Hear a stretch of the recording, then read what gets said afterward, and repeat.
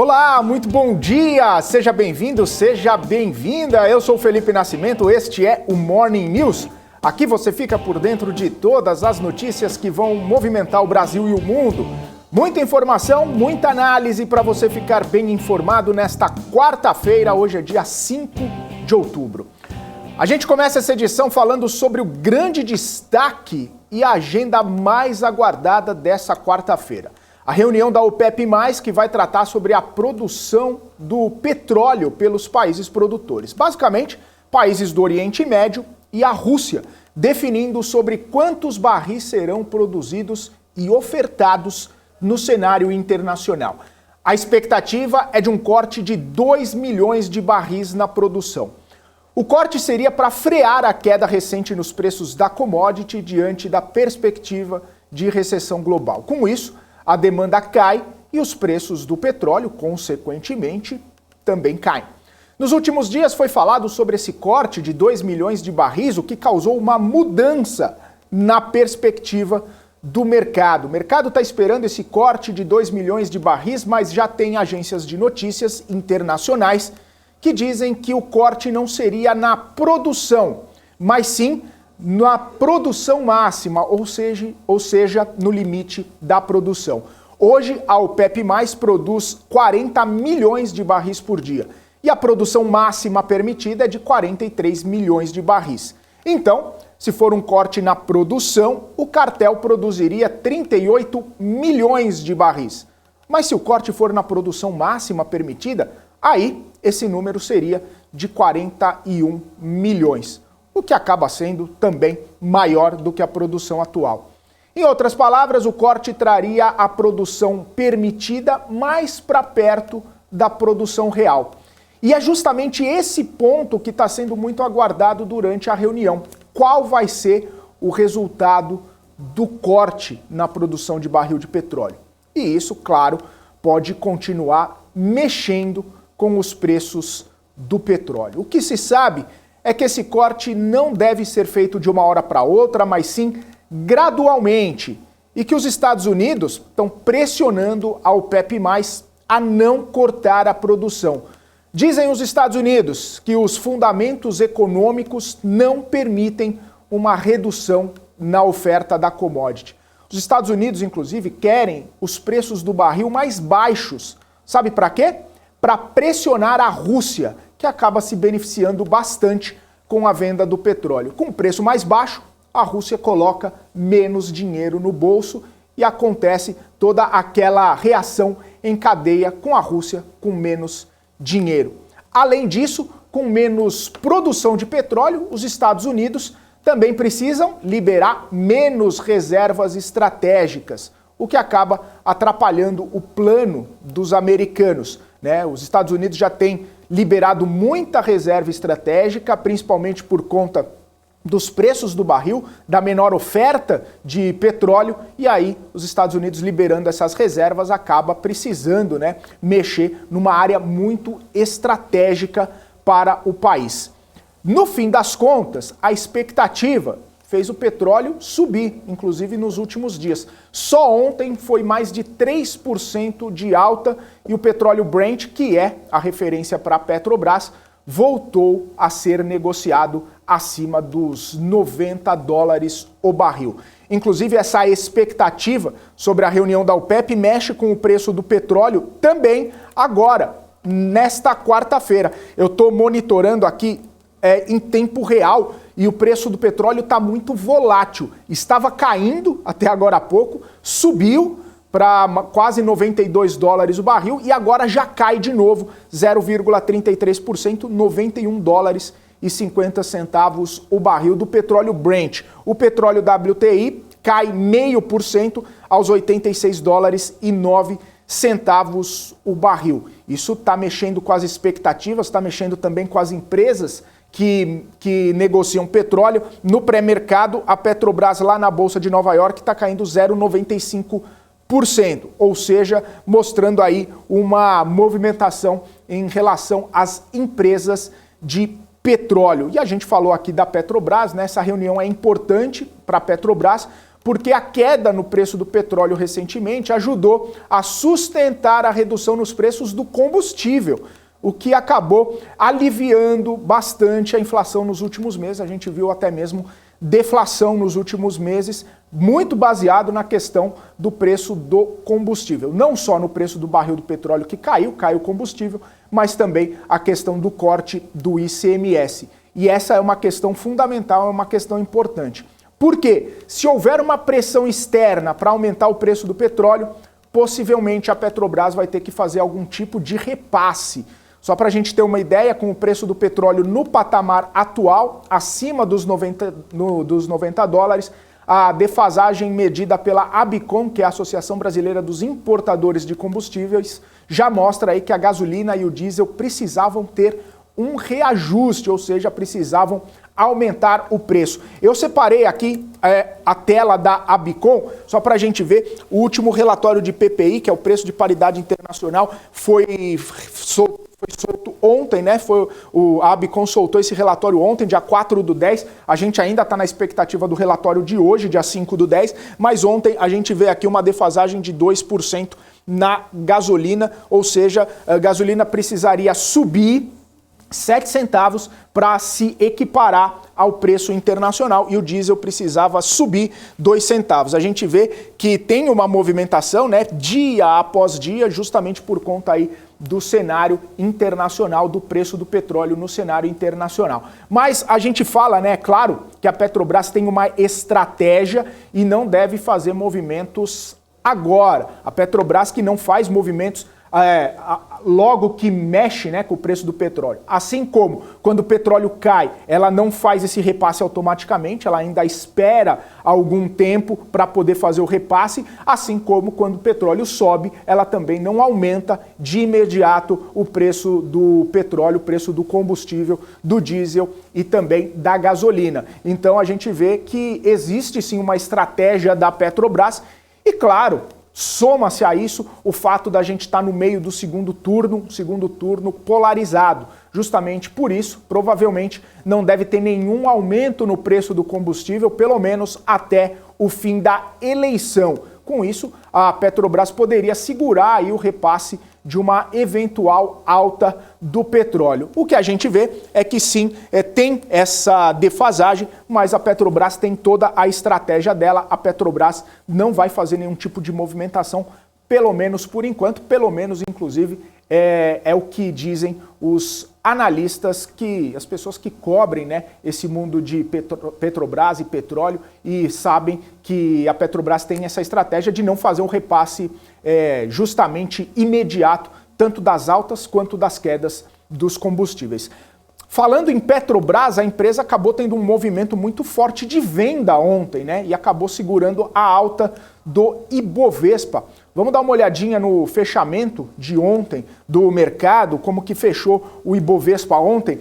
O Ibovespa que teve uma elevação bastante forte, né? Até dá pra gente ver aqui, ó, uma movimentação bastante forte no comecinho do pregão, de alta, chegando a 118 mil pontos e depois arrefecendo, diminuindo um pouco, né, reduzindo um pouco esses ganhos e acabou fechando em alta de 0,08%.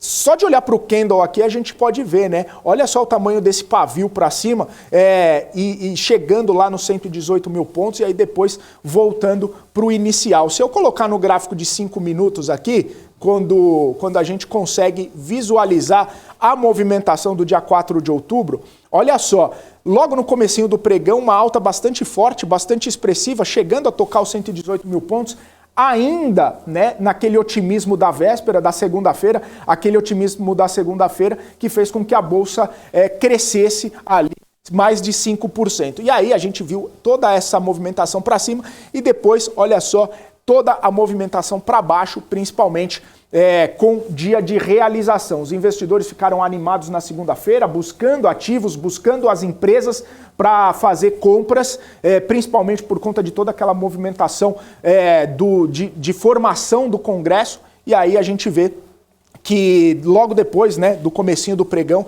a gente vê uma pressão mais vendedora. Eu destaquei a Petrobras aqui. Ontem a Petrobras teve fechou ali em queda, né? Olha só, queda de 2,52%. Depois de ter um pregão na segunda-feira bastante forte, de otimismo, o pregão da terça-feira começou até bem, viu, gente? Começou até bem, mas aí teve uma pressão vendedora muito forte, que a gente consegue ver aqui no dia 4 de outubro. Começou em alta e aí de lá para cá, olha só, ao longo de todo o pregão, uma pressão muito vendedora, uma pressão forte vendedora. Isso aconteceu em Petrobras e aconteceu em Banco do Brasil também. Justamente por isso que a gente vê que o Ibovespa não conseguiu subir, né, com tanto ímpeto, com tanta força. Porque Banco do Brasil, olha só, a segunda empresa que mais teve queda no pregão de ontem, caiu 5,38%. Obviamente, depois de subir forte, né, na véspera, na segunda-feira, teve um movimento ali de realização. Interessante que foi um movimento de realização que a gente viu em Petrobras, em Banco do Brasil e também em todas as empresas ligadas ao setor estatal, né? Petrobras, Banco do Brasil, a gente viu isso em Sabesp, que subiu mais de 16%, embora ontem Sabesp tenha caído pouco ali, nem 1%, mas caiu. A gente viu em Copasa também, a gente viu em Semig também, que é a companhia elétrica lá de Minas Gerais, ou seja, todo o otimismo colocado ali na segunda-feira nas empresas estatais, a gente já viu um recuo na terça-feira. E também, né, mesmo com o barril do petróleo subindo, mesmo com essa expectativa em relação à reunião da OPEP+, e o petróleo subindo, a Petrobras caiu, né? A Petrobras indo para baixo. Mas, por outro lado, se a gente falou de petróleo, a gente fala de petróleo subindo, a gente vê 3R Petroleum subindo 9,33%. Chegou a subir bastante ao longo do pregão de ontem, e não só ela, né? Prio também subiu bastante, 4,8%, nessa movimentação de alta do barril de petróleo, mas 3R Petroleum também teve uma situação bastante pontual, que foi uma recomendação, né?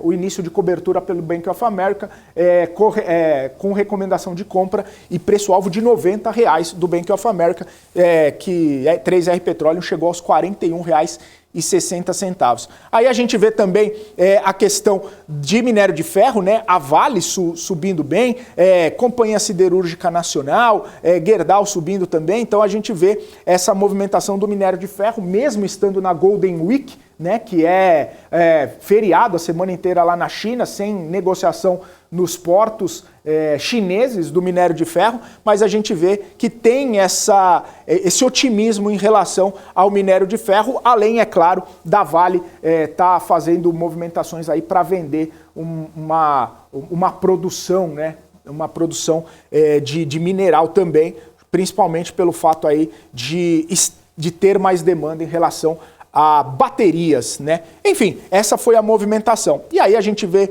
empresas mais ligadas ao setor de tecnologia, como a Localweb, também empresas ligadas ao setor de varejo, como Americanas, Magazine Luiza, a própria Alpargatas, a própria Via também, isso por conta aí de toda essa movimentação dos juros, né? Juro futuro, essa possibilidade da gente ter um juro mais flat e a queda no juro lá na frente, isso acabou trazendo aí otimismo. A gente sabe a questão de que o juro acaba impactando bastante, né? A questão do custo da dívida, a questão do custo de investimento dessas empresas. Então, o varejo e também as empresas ligadas ao setor de tecnologia nesse otimismo por conta do juro futuro. Enfim, esse foi o cenário, né?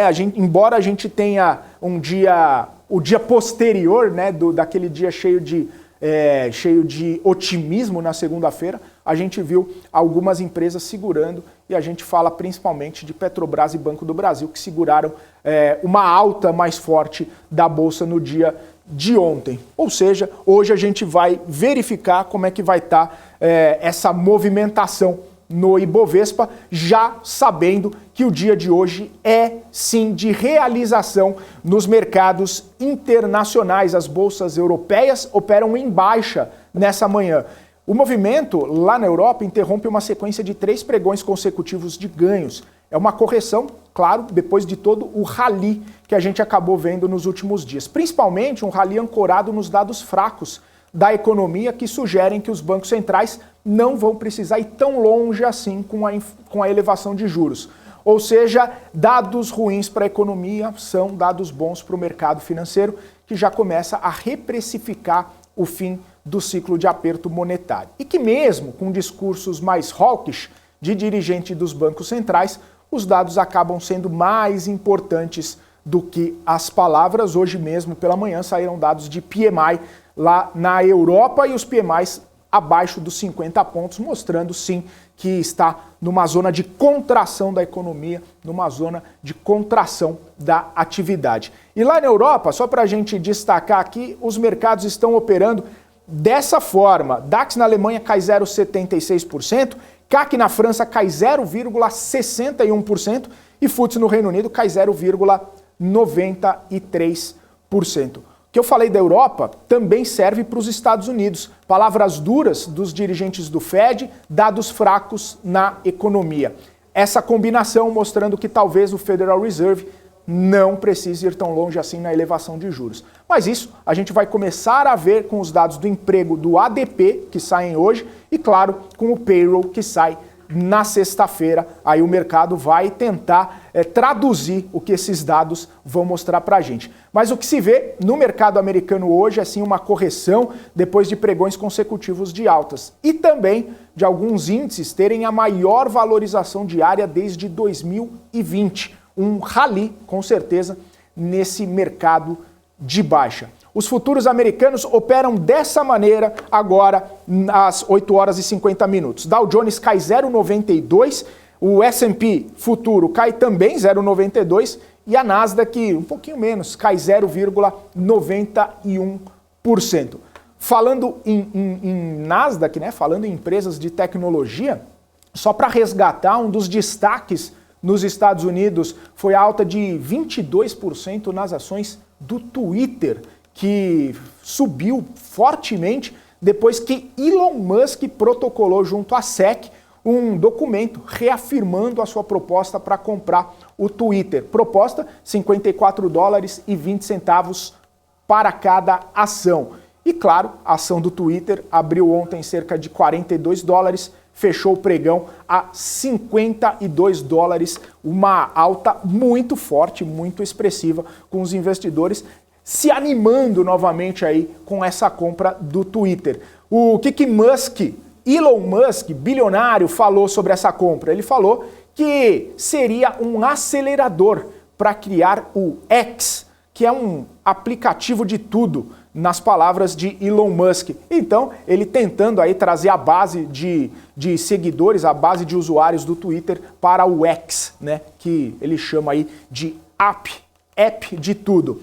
É isso aí. Twitter, mais uma vez, depois de toda aquela movimentação, depois de todo aquele imbróglio em relação a Elon Musk e Twitter, parece que agora as coisas vão voltar a caminhar. Vamos falar um pouquinho sobre a questão geopolítica, porque a Coreia do Sul e as Forças Armadas dos Estados Unidos dispararam mísseis no mar. O movimento de hoje foi uma resposta ao lançamento do míssil balístico da Coreia do Norte sobre o Japão. O presidente americano Joe Biden e o primeiro-ministro do Japão, Fumio Kishida, condenaram o teste da Coreia do Norte nos termos mais fortes. A União Europeia chamou o lançamento de uma ação imprudente e deliberadamente provocativa. Já o secretário-geral da ONU, Antônio Guterres, condenou o ato e chamou de violação das resoluções do Conselho de Segurança do órgão. Os Estados Unidos, inclusive, pediram ao Conselho de Segurança da ONU uma reunião urgente para hoje sobre a Coreia do Norte, só que diplomatas disseram que a China e a Rússia se opuseram a uma discussão pública sobre esse tema. A Coreia do Norte, que tem armas nucleares, testou um míssil balístico de alcance intermediário, colocando aí sobre o Japão pela primeira vez em 5 anos. E isso, claro, provocou a emissão de um alerta para que os moradores do Japão se protegessem em várias cidades, como a gente viu no começo dessa semana. Uma informação bastante importante, uma elevação de tensão naquela região asiática, principalmente porque a Coreia do Norte, Pyongyang, fazendo testes de mísseis balísticos próximos ao Japão. E aí, obviamente, tem uma resposta internacional, Estados Unidos e também a Coreia do Sul, revidando, fazendo novos testes com mísseis também, e a gente esperando aí para ver os próximos passos, os próximos desdobramentos de todo esse conflito. São 8 horas e 54 minutos, eu vou para um rápido intervalo agora e na volta eu trago mais informações do mercado financeiro, eu trago mais notícias que vão movimentar o Brasil e o mundo e, claro, tudo que você precisa saber para ficar muito bem informado nessa quarta-feira e fazer ótimos negócios ao longo do seu dia. Fique com a gente.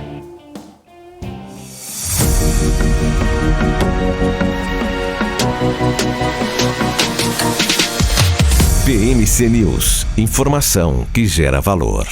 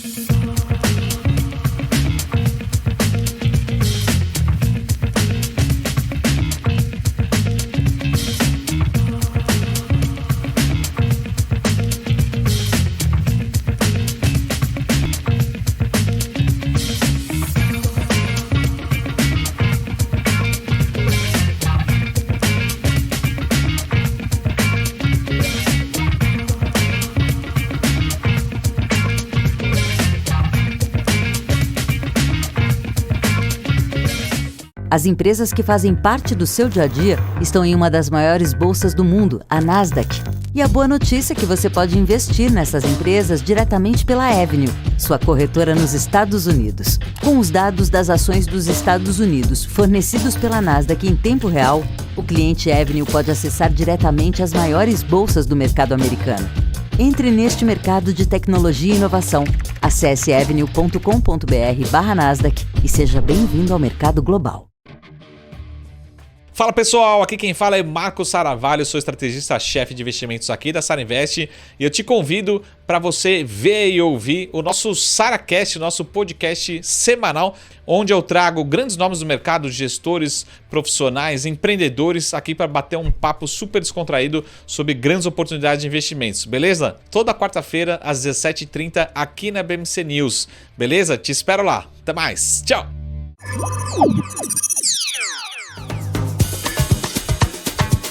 Já imaginou ter acesso 24 horas, de domingo a sexta, aos principais mercados globais? Para você poder negociar com a segurança e com a qualidade de um broker internacional com mais de 20 anos de expertise? Isso é possível! Aqui na Active você pode!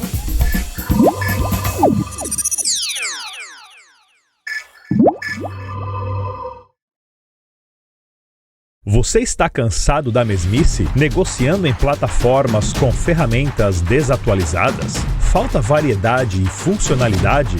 Aproveite nossa grande seleção de ferramentas de trade. Baixas taxas de negociação, suporte em português 24 horas por dia, com mais de 200 criptomoedas disponíveis para trade e a facilidade de depósitos com Pix. Aproveite o futuro agora. Bybit. Abra sua conta hoje mesmo. Bybit.com. Estamos de volta, Morning News, principais assuntos, os principais destaques no comecinho da manhã dessa quarta-feira para você fazer ótimos negócios ao longo do seu dia. São 8 horas e 58 minutos. Vamos conversar agora com o Flávio Conde, que é Head de Renda Variável da Levante. Flávio, seja muito bem-vindo aqui ao Morning News. Bom dia para você. Bom dia, eu sou analista de investimentos da Levante, não Red. Analista. Red é o Henrique, obrigado. Tá certo. Tranquilo.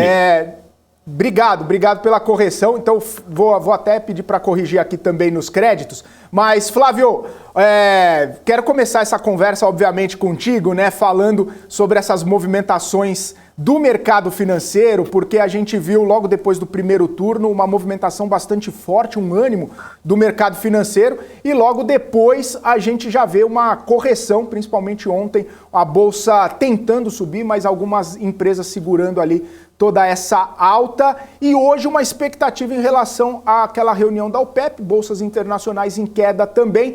Eu queria que você comentasse um pouco, desse sua avaliação, a sua opinião sobre esse cenário, esse momento que estamos passando no mercado financeiro, pós-eleição e também com lá fora, né? Muita coisa acontecendo. O que você está vendo na Bolsa nesse momento? Bom, em primeiro lugar, a reação de segunda-feira ficou dentro do esperado. Já tinha sido precificado em boa parte a vitória do Lula no primeiro turno, existia esse risco, apesar de nem a gente aqui na Levante, a gente não acreditava que ele fosse ganhar no primeiro turno. Quando ele não ganha e o Bolsonaro vai para o segundo turno com chance, apesar de pequena, mas com chance real de reverter a situação, a gente tem uma mini euforia da Bolsa na segunda-feira, porque teve ações como o Banco do Brasil, como Petrobras, que elas pararam de andar durante setembro, e Petrobras, obviamente, teve o efeito da queda do preço do petróleo, por conta da possibilidade do Lula ser eleito em primeiro turno. E a gente teve aquelas ações que foram melhor, como Edux e Cogna, e aí elas devolvem um pouco. A partir de ontem, né, ontem passa a ser a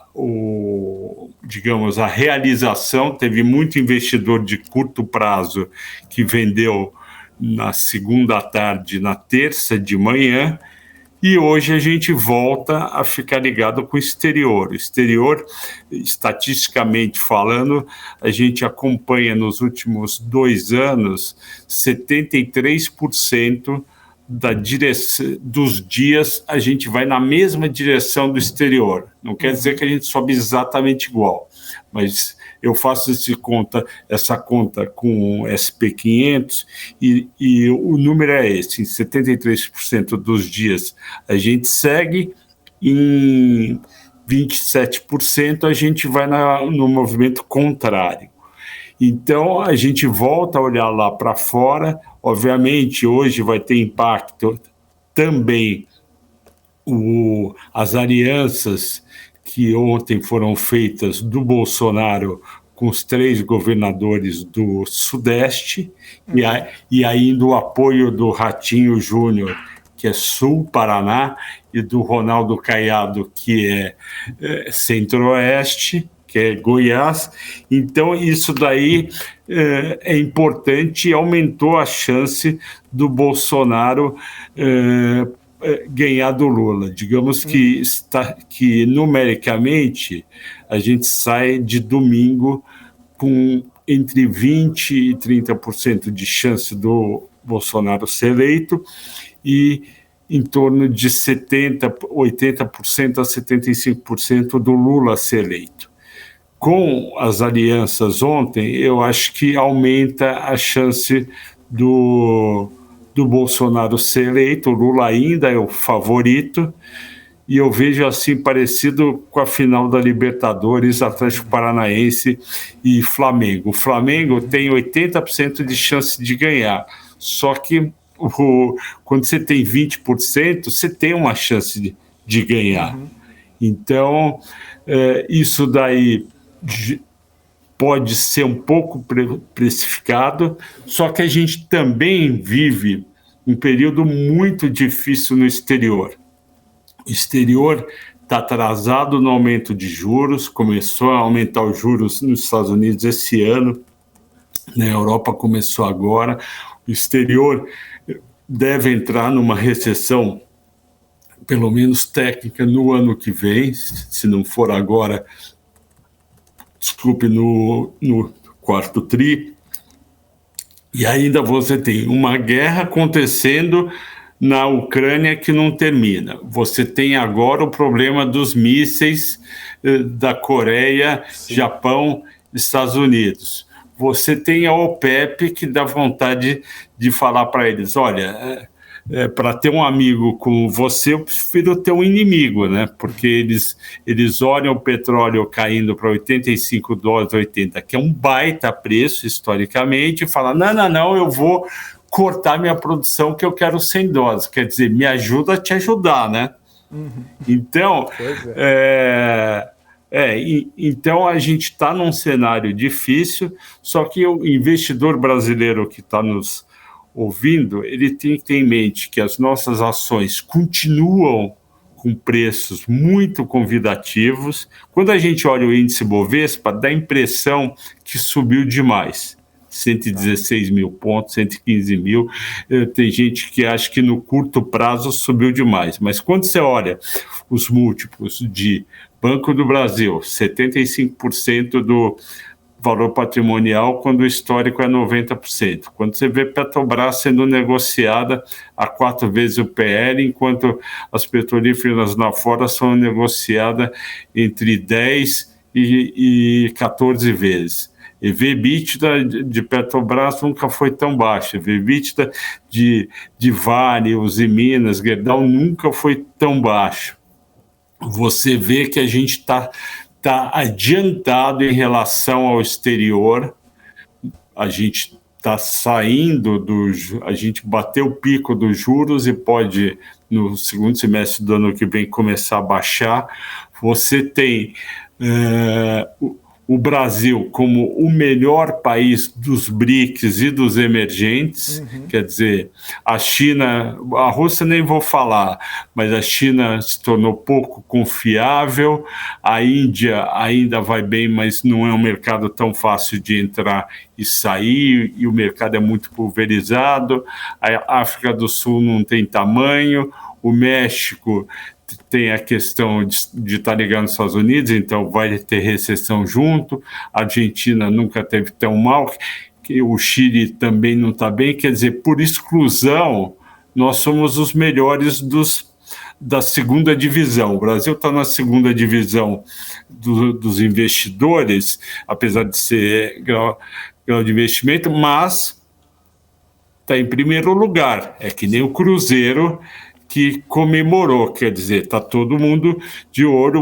o Brasil é o principal, e então a gente tem muita chance de pós-eleições receber mais recursos. Era isso que eu ia falar, Flávio. Então, nessa perspectiva toda, né, principalmente com a gente chegando já no pico do juro, próximo a cair, com inflação para baixo também, possivelmente num cenário pós-eleição, a Bolsa pode voltar a receber. E aí tem essa questão também de receber o recurso internacional, né? Do dinheiro estrangeiro vir para o Brasil, como a gente viu no começo do ano, né? A gente ser o país preferido desse investidor estrangeiro.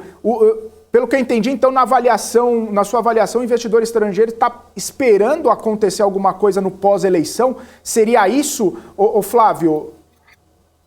Seria isso, e outra coisa que eu acho importante é o seguinte: em primeiro lugar, é uma mentira que os Faria Limers estão com Lula ou gostam do Lula. É que banqueiro não pode revelar voto, vai que o outro ganha, né? Mas a verdade, e o pregão de segunda-feira mostrou, é que o mercado financeiro prefere a continuação do ponto de vista macroeconômico. Do ponto de vista macroeconômico, esse governo teve várias vitórias.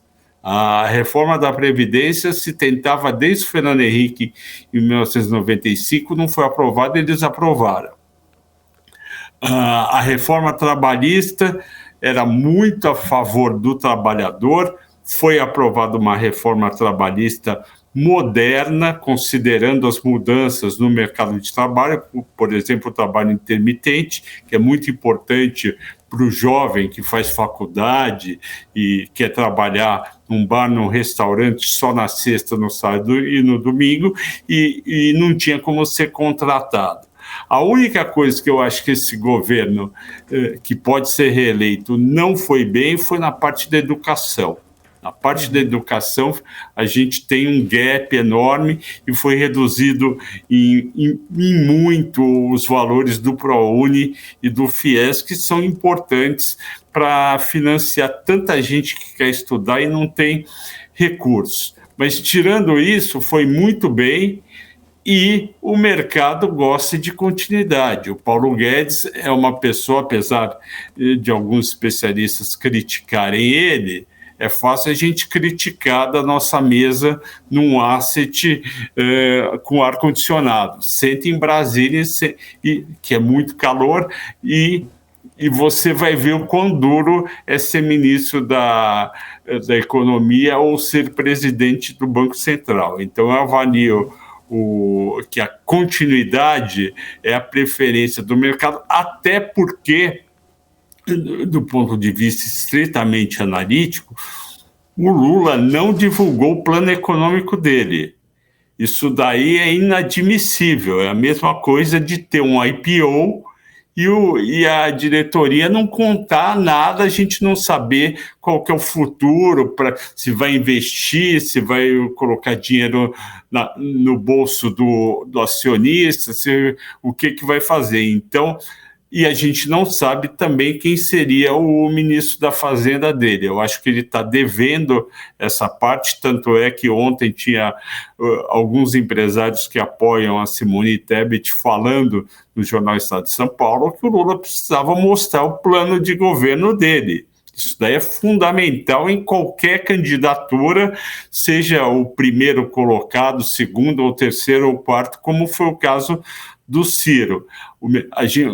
A sociedade precisa saber qual é o plano econômico do Lula para ver se gosta e o que vai fazer. A entrevista daquele economista, que é o principal economista que está ajudando o Lula, que é da Unicamp, eu sempre esqueço o nome dele, a entrevista dele no Jornal do Estado de São Paulo preocupa, porque é aquele negócio de não ter teto de gastos, investir dinheiro em infraestrutura. O governo não precisa investir dinheiro em infraestrutura, o que o governo precisa é dar concessões para o setor privado investir em infraestrutura. O governo precisa investir no social, que é uma coisa que também eles querem fazer, mas é fundamental ter uma clareza, o que vai fazer com a Petrobras, o que vai fazer com o Banco do Brasil, o que vai fazer com o setor elétrico. Então, eu como participante do mercado financeiro, estou esperando o plano econômico do Lula e, de preferência, quem seria o primeiro-ministro, para poder avaliar se é positivo ou não para os investimentos. Certo. Flávio, acho que é o Guilherme Melo, né, que você estava comentando aí, que é o economista. Isso, da Unicamp, né? Isso, o Guilherme Melo. Isso. Ele que costuma, né, dar algumas declarações, se encontrou, inclusive, recentemente com vários empresários aqui da Faria Lima e tudo mais. E aí, nesse sentido, né, Flávio, a gente vê Armínio Fraga indicando voto no Lula, a gente vê outras pessoas até conhecidas até do mercado financeiro, Henrique Meirelles, indicando voto no Lula.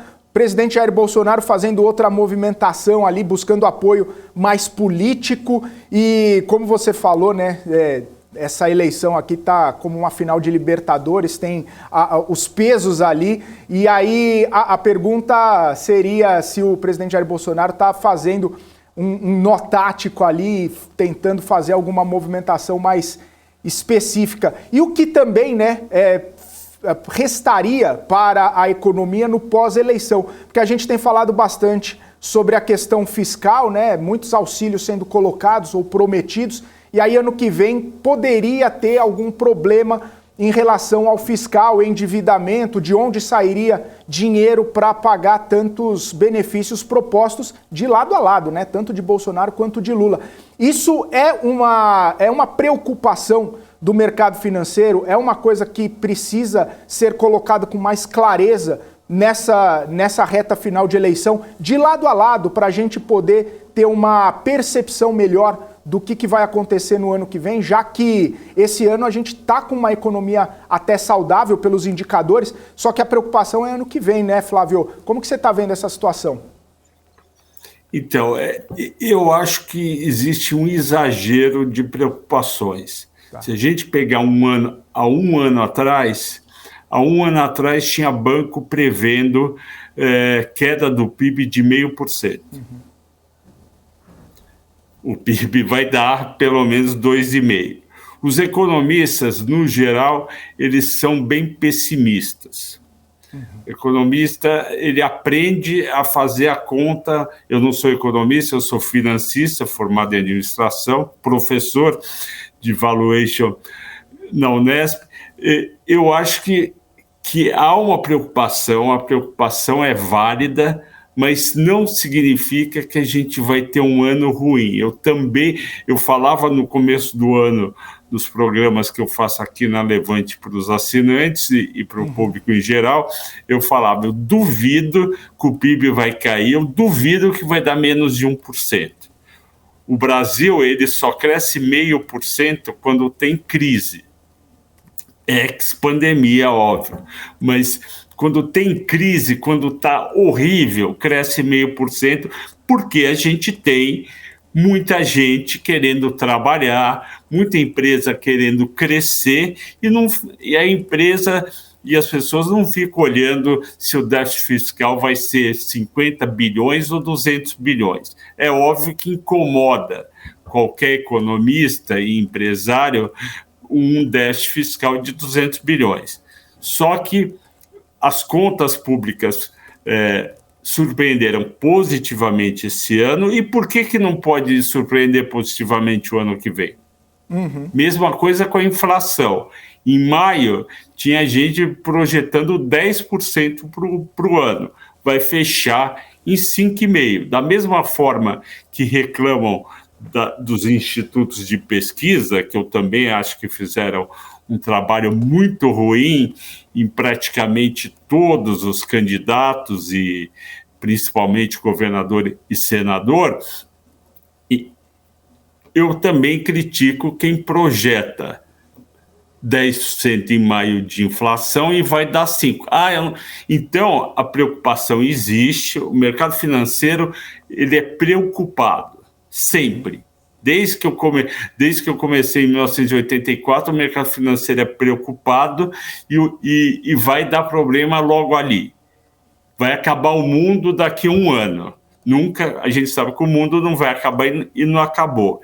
Quem é investidor, e eu trabalho com investidor, eu faço conta e projeção e recomendação para investidor. Quem foi comprando ao longo dos anos, ficando e aguentando os períodos mais difíceis, pandemia, governo Dilma, crise de 2008, está rico hoje.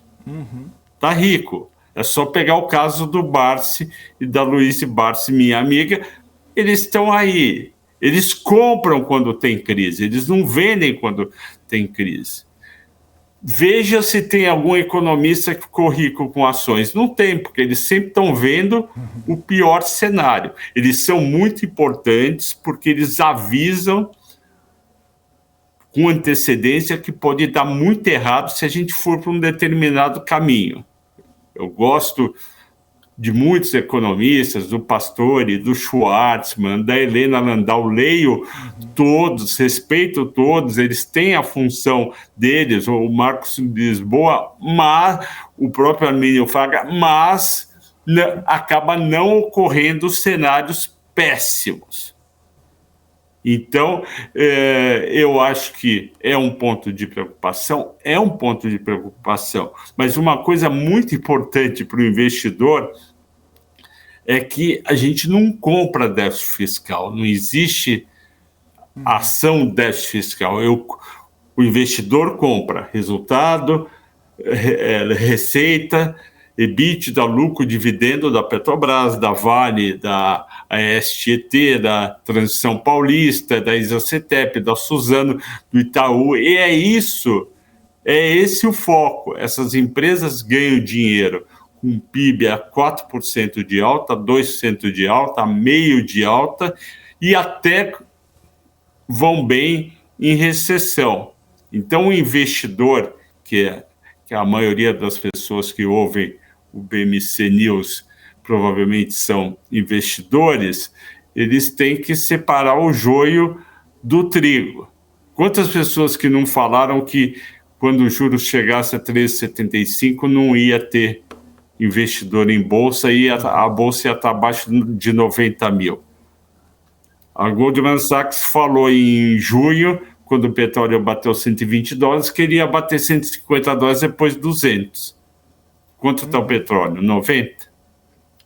Então, tem que ter muita calma nessa hora, ouvir todo mundo que vem falar na BMC News o dia inteiro e continuar investido. E quando tiver períodos de muito pessimismo, vai lá e compra mais um pouco. E sempre mirar o longo prazo e as empresas de fundamentos fortes. Você não vai botar o dinheiro como não botou em OGX, em Cash, em IRB, mas você vai pôr dinheiro em Itaú, quando cair, em Bradesco, em Petrobras, em Vale, em Suzano. Então, eu acho que a gente tem que ver isso. Na segunda-feira, quando eu fiz o programa aqui para os assinantes, eu falei, os governos vêm, voltam, vem novos governantes e as empresas continuam. As empresas estão aí para durar 100, 200 anos. O Itaú vai durar mais 100, 200, 300 anos. Continua dando lucro. Então é isso que a gente compra. E não um governo ou uma eleição. E eu também falo, cuidado nas apostas para o resultado da eleição. Teve gente que comprou Cogna e Dux na sexta-feira.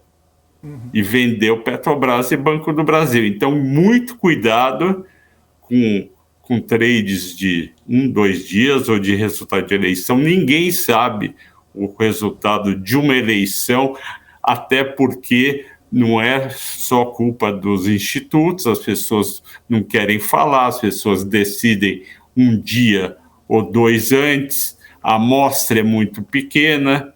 Então, continue investido nessas grandes empresas, ouça todo mundo, mas se cair, compra mais um pouco. Se subir, comemore e continue investido. Tá certo. Flávio, sempre bom ouvir essas análises, assim, esses conselhos.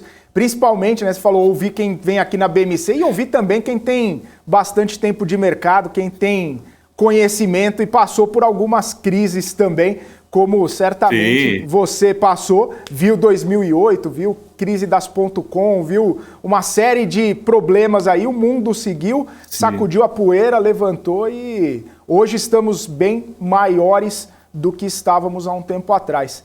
Muito e tem bom, uma coisa tem uma coisa muito importante que o investidor tem que ter em mente, a bolha já estourou.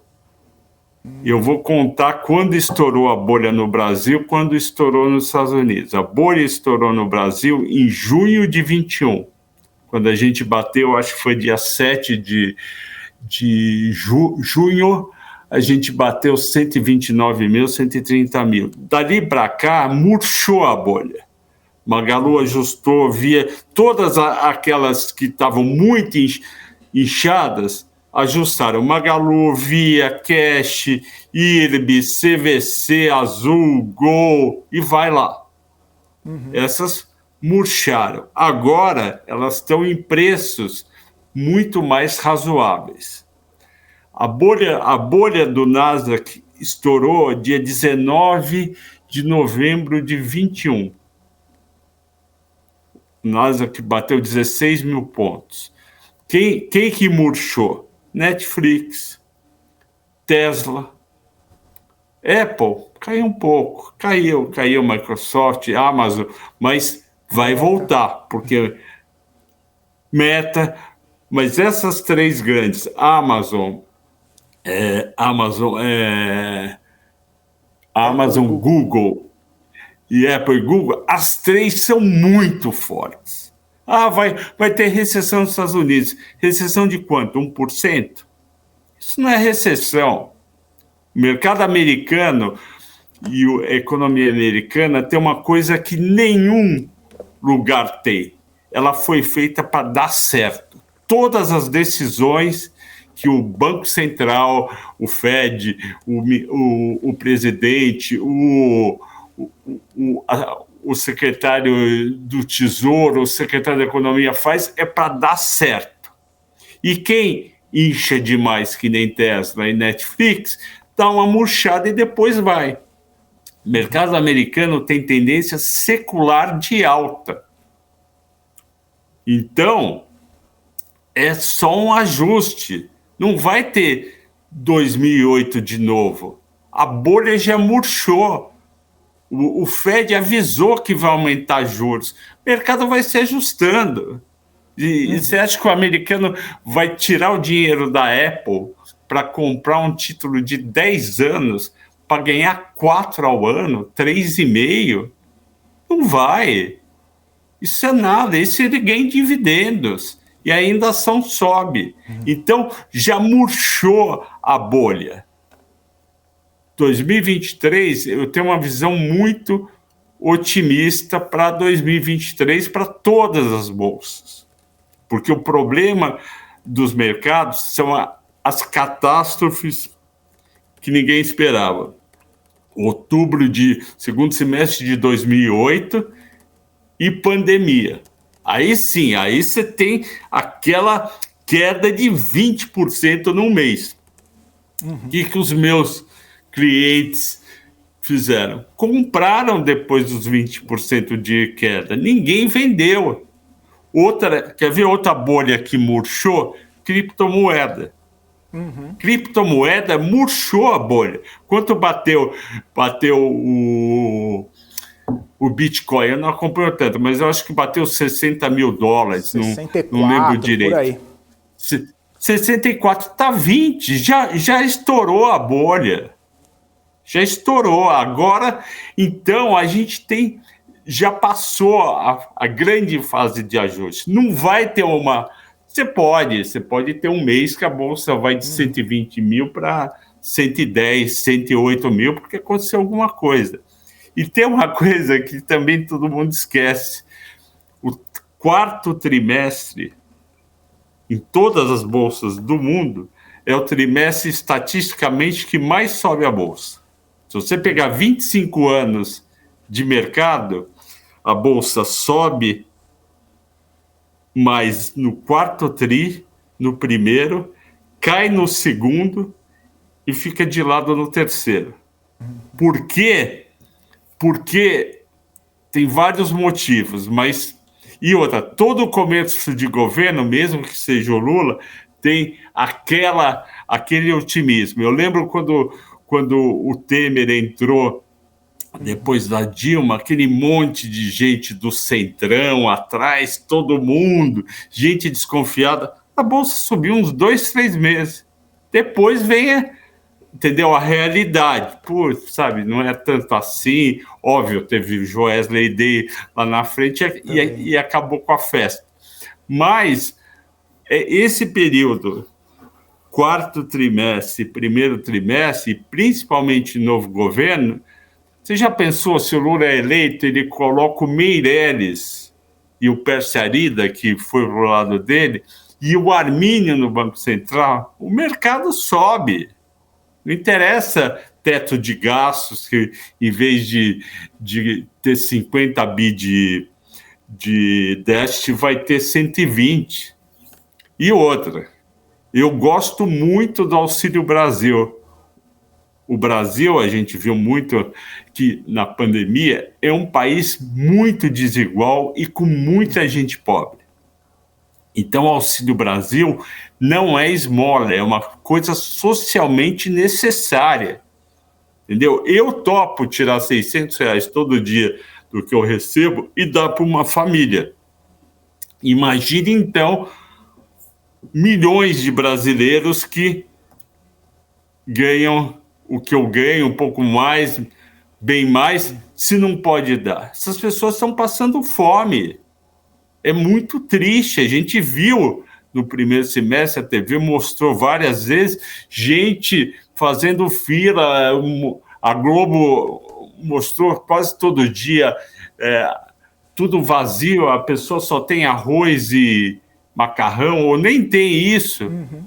Precisa. Auxílio Brasil tem que ser uma política de Estado, não de governo. Tem que ser assim, ad eterno. E essas pessoas têm... Pode ser que a economia crescendo, elas saiam disso daí.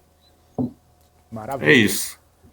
Tá ótimo. Foi muito boa essa conversa, viu, Flávio? Obrigado por participar aqui com a gente. Obrigado pelo seu tempo. E volte sempre, viu? As portas sempre abertas aí para você, todo o time da Levante. Um abraço, ótima quarta para você. Eu que agradeço, gosto muito de vocês, é sempre muito bom. Um abraço para a Paula, para o Saravalli, para você. A conversa foi ótima. Muito obrigado.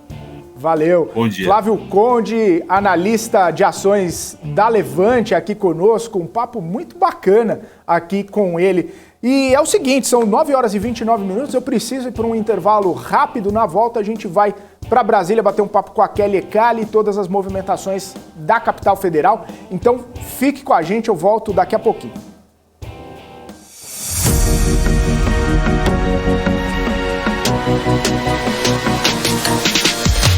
PMC News. Informação que gera valor.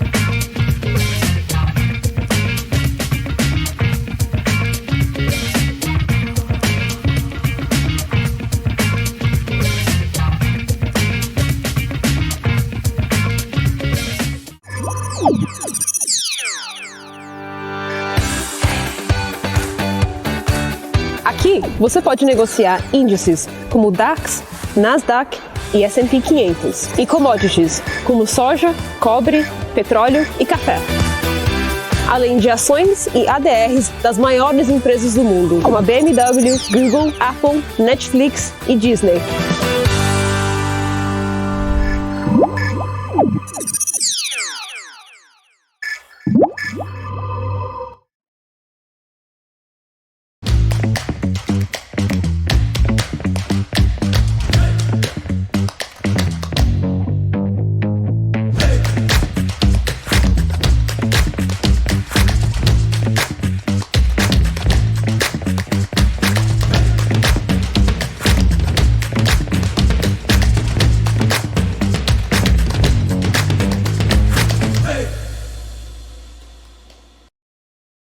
Você está cansado da mesmice? Negociando em plataformas com ferramentas desatualizadas? Falta variedade e funcionalidade? Aproveite nossa grande seleção de ferramentas de trade. Baixas taxas de negociação, suporte em português 24 horas por dia, com mais de 200 criptomoedas disponíveis para trade. E a facilidade de depósitos com Pix. Aproveite o futuro agora. Bybit. Abra sua conta hoje mesmo. Bybit.com.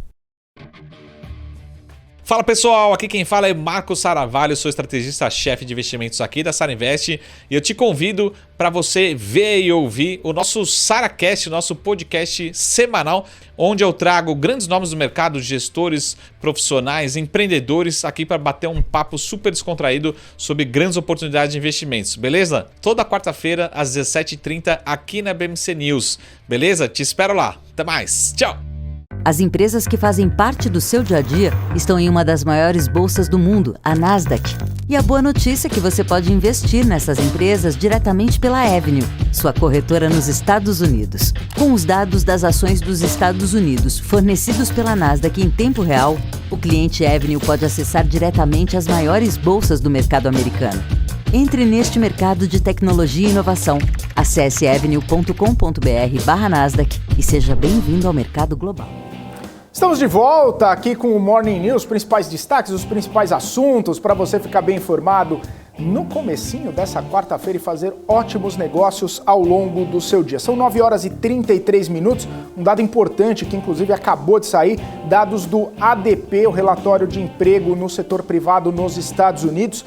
Os Estados Unidos criaram 208 mil vagas de emprego, a expectativa era uma criação de 200 mil vagas, ficou um pouquinho acima da expectativa do mercado, com mais criação de emprego, mais gente trabalhando. Isso acaba sendo sinalizado ali com um dado não muito bom para o mercado financeiro. Claro que dado bom para a economia americana, né? Mais gente trabalhando, mais gente com acesso ao emprego, mas um dado que acaba trazendo ali um pouco de preocupação por criação de vagas de emprego. E isso acabou trazendo uma movimentação, aprofundou um pouco as perdas dos futuros americanos, basicamente no 0 a 0, não no 0 a 0, mas ficou estável, só que deu um pouquinho mais de queda, tá? Dow Jones caindo 0,9, S&P caindo 0,9, Nasdaq caindo 1%. Essa movimentação um pouco mais aprofundada na Nasdaq, que cai um pouco mais depois da divulgação desse relatório ADP, o relatório de emprego lá nos Estados Unidos. Bom, voltando para o Brasil, eu quero falar com a Kelly Cali, direto lá de Brasília. Sessões na Câmara dos Deputados devem ser retomadas hoje. Kelly, um mês sem discussão no plenário, vamos ver o que é que os nossos deputados vão discutir nessa quarta-feira. Muito bom dia para você, bem-vinda ao Morning News. Conta pra gente, Kelly, o que teremos na pauta nessa quarta. Oi, Fê, bom dia a todo mundo que está começando essa quarta-feira aqui com a gente no Morning. Ontem à tarde eu adiantei a informação de que deveria ter sessões hoje e amanhã e que elas seriam remotas. Foi exatamente isso que aconteceu. Ainda no começo da noite era dúvida ali se de fato haveria sessão, mas se houvesse, né? Mas aí cerca de uma hora depois de decidir que não teria, o Lira acabou mudando de ideia e comunicando para a Secretaria-Geral da Mesa que sim teria e que seriam deliberações remotas. Tá? A pauta foi publicada, né, como pauta só para a gente situar quem está acompanhando a gente. Em geral, as pautas formais, digamos assim, programáticas da semana, ao longo da semana, né, elas são publicadas no site da Câmara dos Deputados, mas é uma pauta extensa, impossível de ser cumprida. Dessas pautas, né, desse cronograma extenso, você tem depois uma filtragem que é feita após ali o Lira discutir as próprias pautas listadas, né, com os líderes, para saber o que tem consenso para passar, o que pode gerar um problema maior, o que precisa ser amadurecido por um tempo a mais, enfim. Então, essa lista mais resumida, ela ainda não foi liberada, tá? Ela deve ser liberada lá pelo finalzinho da manhã, logo que a gente tiver essa lista, claro. Eu chego aqui para contar para quem está acompanhando a gente. Mas, por hora, o que a gente tem nessa lista? Tem requerimento de urgência sobre a mesa, tem medida provisória, não tem nenhuma pauta, assim, na grande expectativa que tenha aí um acordo fechado para se discutir, não. Entretanto, muito provavelmente, eles devem discutir aí ao longo da semana a pauta lá que passou no piso, né, da enfermagem, o projeto de lei complementar lá do Senado, mas essa ainda não é uma certeza, tá, Fê? Precisa de haver aí uma deliberação entre os líderes e o Lira para que se coloque aí para frente ou não essa pauta. Eu tenho só uma informação de bastidor para dar, que eu peguei essa informação ontem já no comecinho da noite, deixei para trazer para você, nem te comuniquei que ia falar dessa pauta, desculpa. Mas aí eu vou acabar falando logo para você. O líder do governo, né, na Câmara, o Ricardo Barros, ele está ali organizando um projeto de lei para ser apresentado, né, que criminaliza pesquisas eleitorais falhas, né, mentirosas. Ele até conversou com a gente no comecinho desta semana, né, foi assim que ele definiu, pesquisas mentirosas, né. Ontem eu apurei que esse projeto ele já está todo arregimentado, já está todo pronto e está com líderes da base, né, o projeto não chegou à oposição para saber se vai ter ali uma adesão, se vai levar para frente, se vai parar, enfim, né, como é que vai ficar essa pauta. Mas a pauta, né, o projeto em si já todo formadinho, todo formatado, enfim, ele já está na mão dos líderes da base para que eles possam discutir ali um eventual apoio, algo do tipo, para que se possa ir para frente. Esse projeto, caso ele realmente seja de fato protocolado, tudo direitinho, ele, em via de regra, né, ele vai começar pela comissão, né, de tratamento dessas informações, Comissão de Constituição, Justiça e Cidadania, né, e outras comissões que tenham relevância e tenham relação com esse tema, para que depois, uma vez passando, se passar nas comissões, ele possa ir para o plenário. Por outro lado, se for uma pauta defendida pelo próprio presidente da Câmara ou que tem ali um apelo, né, uma pressão muito grande, esse projeto pode ir direto para plenário. Por hora, até pela assinação do Lira, que negou ali que haveria possibilidade de uma CPI das pesquisas eleitorais, né, por hora é difícil imaginar que vai acontecer isso, que vai deixar de passar pelo trâmite natural das comissões e vai direto para o plenário. Mas, repito, essa é uma decisão do presidente da casa, o Arthur Lira, que pode ser levada para frente se for uma pauta do próprio Arthur Lira ou se houver uma pressão muito grande de líderes para que essa pauta vá para frente. Outra pauta que a gente não sabe como que vai se comportar ainda, né, dentro da Câmara, mas está aí, uma pauta posta também para ser discutida ou não ser discutida na Câmara dos Deputados. Eu volto com você aí, Fê. Tá certo, Kelly. Obrigado pelas informações. Você volta aí ao longo da nossa programação com mais destaques direto de Brasília. Bom trabalho, boa quarta-feira, Kelly. Até mais. Para todo mundo. Tchau.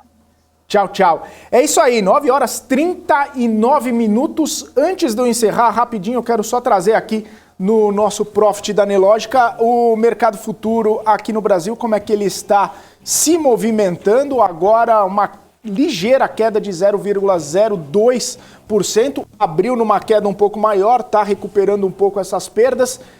Como o Flávio comentou, né, o Brasil acaba sempre, ou pelo menos na maioria das vezes, acompanhando a movimentação no exterior, e o exterior, nesse momento, está caindo, está num dia de realização, um dia de correção para baixo, né? Então, possivelmente, Ibovespa vai nesse mesmo caminho, como o Flávio Conde da Levante comentou aqui com a gente, em 73% das vezes a Bolsa Brasileira segue o exterior, apenas em 27% dos pregões a Bolsa Brasileira acaba caminhando com as pernas próprias, sem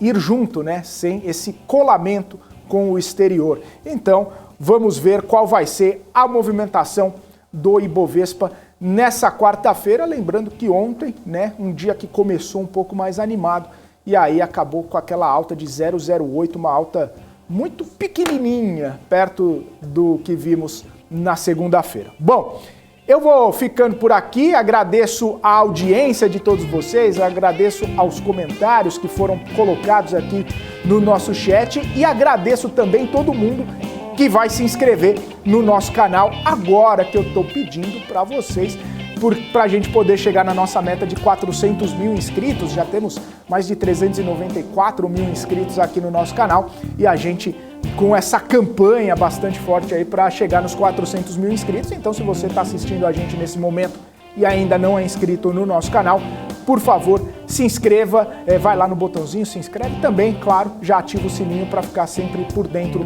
de tudo que a gente coloca no nosso YouTube. Obrigado então pela audiência, eu volto amanhã a partir das 8h30 da manhã, logo depois da primeira hora do Agro, e agora você fica com o BNC News, Paula Moraes e todo o nosso time repercutindo todas as notícias e as informações do mercado financeiro, da economia política, tudo que você precisa saber aí na hora de investir.